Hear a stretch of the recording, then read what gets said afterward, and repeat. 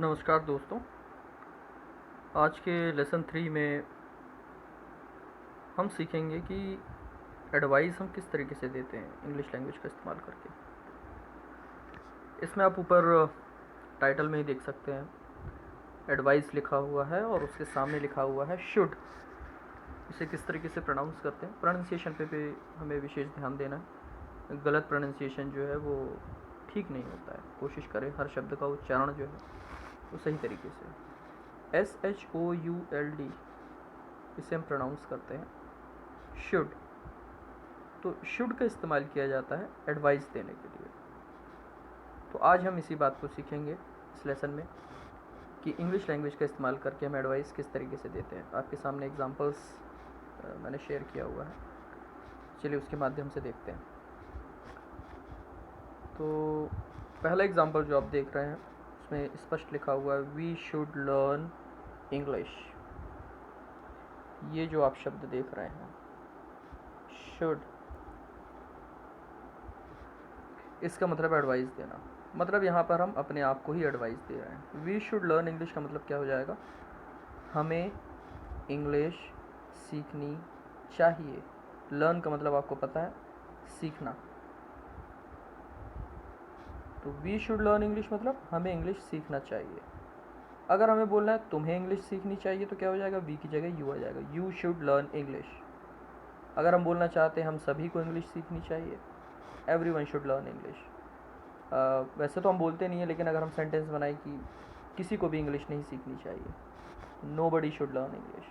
तो इस तरीके से जो भी बात हम कहना चाहते हैं उसके अकॉर्डिंग सब्जेक्ट अथवा वर्ब अथवा ऑब्जेक्ट इसको हम चेंज कर सकते हैं, बट पैटर्न उसका वही रहेगा जैसे पहले आपको बताया जा चुका है। पहले सब्जेक्ट आता है, उसके बाद फिर शुड आएगा, फिर जो भी काम है उसके लिए जो इंग्लिश में प्रयोग किया जाता है शब्द जिसे हम वर्ब कहते हैं उसका फर्स्ट फॉर्म आएगा, और उसके बाद आएगा जो भी ऑब्जेक्ट दिया हुआ है। वी शुड लर्न इंग्लिश, हमें इंग्लिश सीखनी चाहिए।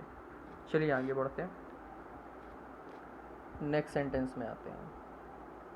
He should not miss use money. सभी को पता है मनी का मतलब होता है पैसा, ठीक है। तो he should not miss use money, इसमें हमने क्या किया, नॉट का इस्तेमाल कर लिया। ये दिख रहा है आपको नॉट, तो नॉट का यूज़ किया तो क्या सेंटेंस बन गया, नेगेटिव सेंटेंस बन गया। तो इसमें हम क्या कह रहे हैं, उसे, जिसके लिए भी अपन ने ही शब्द का इस्तेमाल किया, उसे पैसे का दुरुपयोग नहीं करना चाहिए। मिसयूज़ का मतलब होता है दुरुपयोग करना किसी चीज़ का। He should not misuse money, उसे पैसों का दुरुपयोग नहीं करना चाहिए। इसी तरीके से हम कई सेंटेंस बनाते हैं, जैसे हमें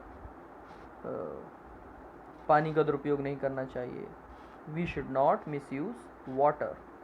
हमें वक्त का दुरुपयोग नहीं करना चाहिए या वक्त बर्बाद नहीं करना चाहिए, we should not waste time, ठीक है। चलिए आगे चलें थर्ड नंबर पे, every one should respect others opinions. कई बार हमने देखा है, आपने भी देखा होगा, सुना होगा, अच्छे अच्छे दोस्तों के बीच में भी कई बार डिफरेंसेस ऑफ ओपिनियंस की वजह से क्या होती है, आर्ग्यूमेंट हो जाती है, बहुत ज़्यादा मतभेद हो जाते हैं।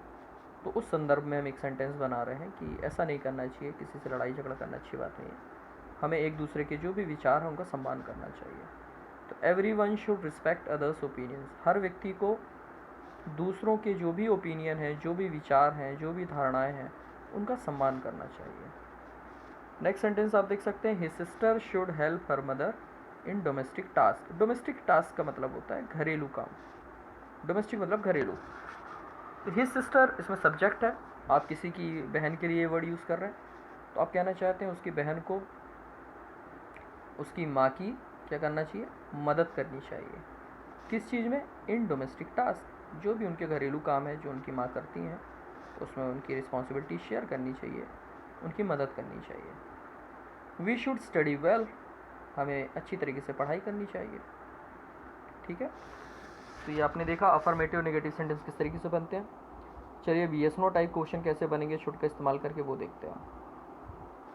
पहला नंबर आप देख सकते हैं, should we go there tonight. Question mark लगाना नहीं भूलना है कभी भी लिखते समय, और बोलते समय आपके बोलने का तरीका ऐसा होना चाहिए कि लगे कि हाँ प्रश्न पूछ रहे हैं। Should we go there tonight, क्या आज रात हमें वहाँ चलना चाहिए। नेक्स्ट क्या बोल रहा है, should he not invite all of his friends on his birthday, क्या उसे अपने सभी दोस्तों को अपने बर्थडे पे इनवाइट नहीं करना चाहिए, आमंत्रित नहीं करना चाहिए। जो हमने पिछली बार देखा था कि इंट्रोगेटिव सेंटेंस बनाते समय भी उसमें भी अफर्मेटिव और नेगेटिव स्ट्रक्चर होते हैं।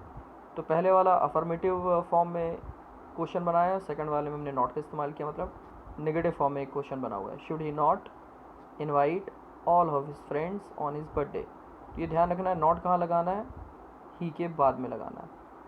हालांकि स्पोकन में हम टैग का भी इस्तेमाल करते हैं, तो शुडंट भी हम यूज़ कर सकते हैं, shouldn't he invite all of his friends on his birthday.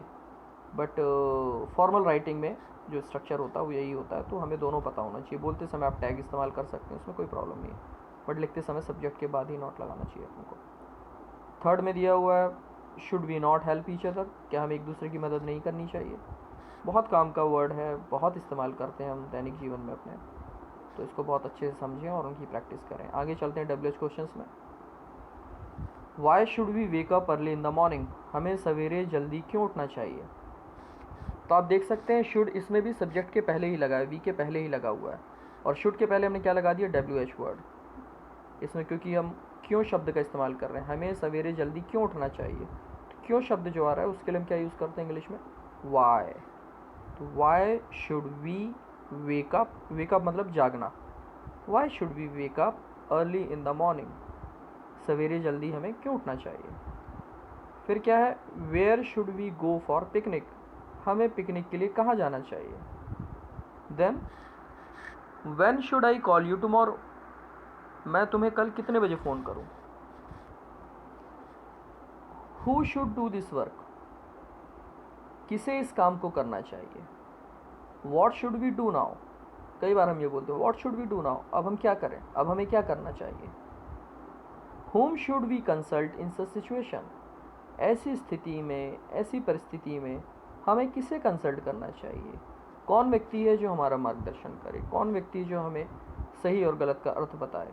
तो कंसल्ट करने का मतलब होता है वास्तव में किसी का गाइडेंस लेना, जब हम किसी को समझते हैं ऐसा कि वो व्यक्ति हमसे अधिक अनुभवी है, जानकार है, ज्ञानी है और शुभचिंतक है, सबसे बड़ी बात, तो हम डिफ़िकल्ट टाइम में आमतौर पे ऐसे व्यक्ति से कंसल्ट करते हैं कि वो हमें बताए कि क्या ठीक है, क्या ठीक नहीं है, क्या हमें करना चाहिए। उसी से संबंधित ये एक सेंटेंस बनाया है कि ऐसी परिस्थिति में हमें किसे कंसल्ट करना चाहिए। तो whom should we consult in such situation. तो ये आज का आपका लेसन आप देख सकते हैं यहाँ पे कंप्लीट होता है। मैं कोशिश कर रहा हूँ शुरू से ही छोटा से छोटा लेसन बने, बट अपने आप में कंप्लीट हो, और इसलिए मैंने सारे एग्जांपल्स पहले से ही नोट करके रखे हैं, क्योंकि ऑन द स्पॉट राइटिंग करने में क्या होता है, समय लग जाता है कई बार। तो मेरा तो प्रयास ये है कि आप अगर रोज़ 10 मिनट भी निकालें एक लेसन सीखने के लिए तो आपका काम उसमें हो जाए। हालांकि आपको आवश्यकता पड़ने पर आप इसे रिवाइज़ कर सकते हैं, बार बार देख सकते हैं, वो आप पे डिपेंड करता है कि कितने बार में आपको चीज़ें ज़्यादा अच्छी समझ में आ रही हैं। क्योंकि हम इंट्रोडक्शन में ऑलरेडी देख चुके हैं कि सबसे इम्पॉर्टेंट पार्ट है समझना। एक बार बात समझ में आ जाएगी तो बोलना आप भी चाहते हैं, लिखना आप भी चाहते हैं, तो ऑब्वियसली आप उस डायरेक्शन में जब एफ़र्ट करेंगे तो आपकी मेहनत ज़ाया नहीं जाएगी। तो आई होप आपको ये वीडियो पसंद आया होगा, आपको उपयोगी लगा होगा, आपके काम आया होगा, और जैसा मैं अज्यूम कर रहा हूँ अगर वो बात सच है तो इस वीडियो को लाइक करें, अपने दोस्तों के साथ, बाकी लोगों के साथ शेयर करें, उनकी भी मदद करें, वो भी इंग्लिश को अपने इम्प्रूव करें, सीखें, अधिक से अधिक इसका प्रयोग करें, ठीक है। और अगर अभी तक आपने इस चैनल को सब्सक्राइब नहीं किया और आपको लगता है कि इसमें जो वीडियोस मैं डाल रहा हूँ वो आपके काम के हैं, तो आप इस चैनल को सब्सक्राइब करें ताकि समय रहते आपको सारे वीडियोस मिल सकें। बेल आइकन अगर आप प्रेस कर देंगे तो जैसे ही वीडियो अपलोड होता है वैसे ही आपको इसकी जानकारी मिल जाएगी। तो आज के लिए इतना ही। आप ने आई होप कि मेरा सजेशन माना होगा, वर्ब की लिस्ट निकाल ली होगी गूगल करके अपनी इंग्लिश की बुक से। तो मेरा सजेशन है कि इस लेसन के बाद आप अगेन कुछ वर्ब निकालें और वर्ब को शुड के साथ इस्तेमाल करें, सेंटेंसेस बनाएं। कमेंट बॉक्स में अपनी क्यूरीज़ डालें, जो सेंटेंसेस बना रहे हैं वो डालें। कहीं मुझे लगता है कि कोई बहुत बड़ी गलती कर रहा है तो मैं उसको पॉइंट आउट करूँगा, बट गलती से डरना नहीं है, ये ध्यान रखना है। छोटी मोटी गलतियाँ शुरू में होती हैं, कोई भी चीज़ हम सीखते हैं तो गलतियाँ होती हैं, तो घबराना नहीं है उसमें। बट कोशिश ये करना है कि every time we make new mistake, because mistakes must not be repeated. जानबूझ के उनका रिपीटिशन नहीं होना चाहिए, अदरवाइज़ फिर वो हमारी आदत बन जाती है। तो आज के लिए इतना ही। अगले लेसन में फिर कुछ हम काम की बात, नई काम की बात लेके शामिल होंगे। तब तक के लिए सभी अपना ध्यान रखें। Take care, bye bye.